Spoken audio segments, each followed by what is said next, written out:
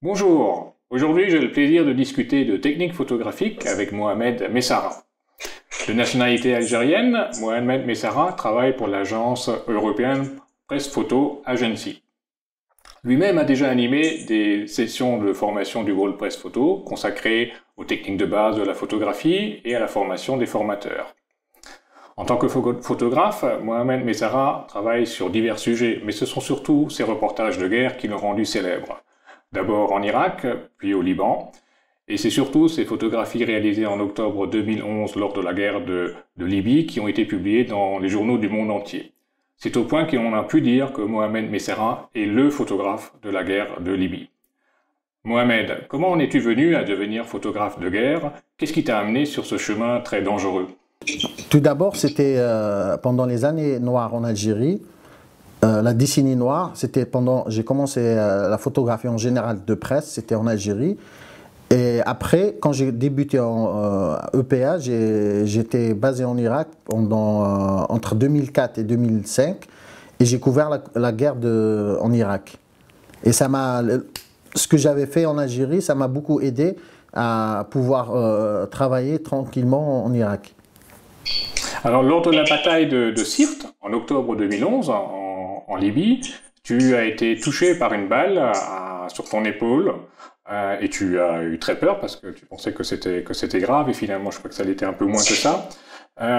Comment est-ce qu'on peut travailler à réaliser des photos quand le danger est tellement présent qu'à tout moment, la mort peut frapper? Le problème dans les zones à conflit, c'est qu'on essaie le maximum de prendre des précautions, mais le risque zéro, ça n'existe pas. C'est parce que il y a plein de dangers. Il y a les bombes, les explosions, les snipers et tout. La chose qu'on essaie de faire le plus, c'est déjà d'être bien équipé, de mettre le gilet pare-balles, le casque, et surtout de prendre le moins de risques possible afin de prendre ces photos. Comment trouver le bon équilibre entre le besoin de prendre des risques, de s'approcher, et celui de rester en sécurité? Où est le bon équilibre?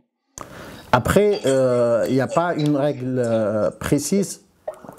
Ce qu'il faut faire, c'est cas par cas. Par exemple, que ce soit pendant des batailles ou pendant des combats, chaque guerre ne ressemble pas à une autre, donc c'est cas par cas. Il y a des moments où on peut avancer et prendre des photos très proches. Il y a des moments où on ne peut pas avancer et là, on essaie de prendre les photos un peu plus loin. Il y a une célèbre citation qu'aurait dite Robert Capa en disant que si une photographie de guerre n'est pas assez bonne, c'est parce que le photographe n'était pas assez près. Est-ce que tu partages cette vision des choses et comment est-ce que tu la gères? Oui, bien sûr. En général, les photos les plus marquantes, c'est les photos qu'on prend de plus proche. Et c'est là qu'on essaie de montrer plus l'émotion et l'action et tout. Et souvent, c'est les photos qui marquent le plus pendant une guerre. Tu peux expliquer un peu comment tu arrives à gérer ça dans des situations concrètes, hein? En général, c'est très difficile parce que pendant les moments où on essaie de prendre des photos de plus près, c'est les moments où on prend plus de risques parce que là, on est en pleine action et surtout, ce qui est difficile parce que on doit essayer de prendre moins de risques et en même temps essayer de prendre la meilleure photo. Donc, à un moment, on essaie de gérer les deux en même temps.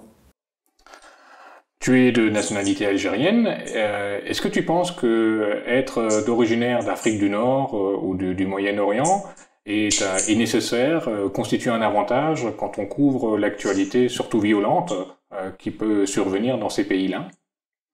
C'est nécessaire, pas forcément, parce qu'en Irak, j'ai travaillé avec des photographes américains, européens ou d'autres nationalités que des photographes du Moyen-Orient. Mais c'est un avantage parce que le fait de parler la même langue, on n'a pas besoin d'avoir un fixeur et surtout le teint passe mieux parce que là, pour question de sécurité, on passe inaperçu par rapport à un Européen quand il est à Kaboul ou en Irak, on le reconnaît tout de suite.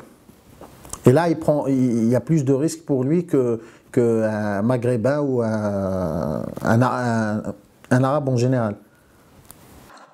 Mohamed, venons-en à la question du travail avec le multimédia. Est-ce que tu as déjà mené des projets de reportage multimédia? Est-ce que tu te sers de ces nouvelles formes d'expression photographique ou pas encore?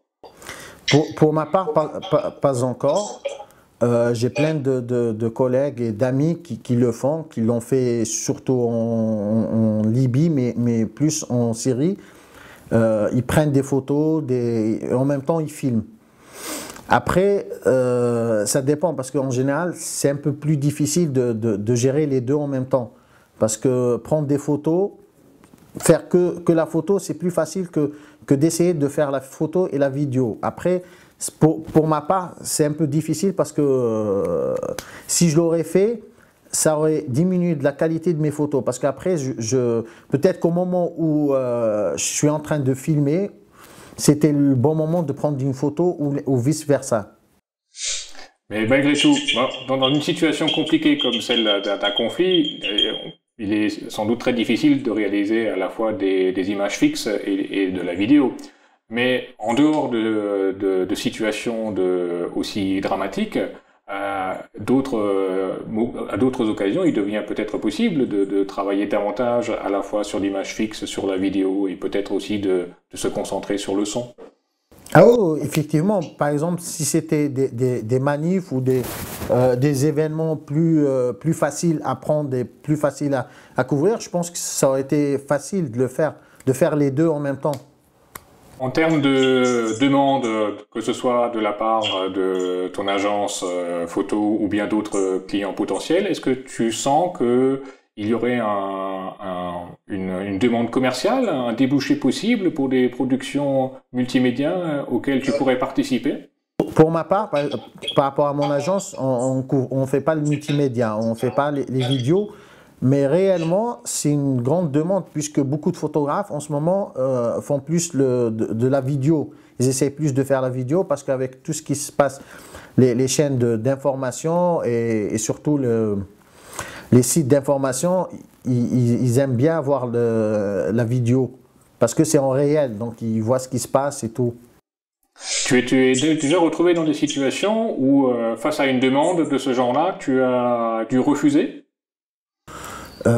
J'ai pas eu de demande parce que moi je suis staff, donc je travaille que pour EPA. Ils m'ont jamais demandé.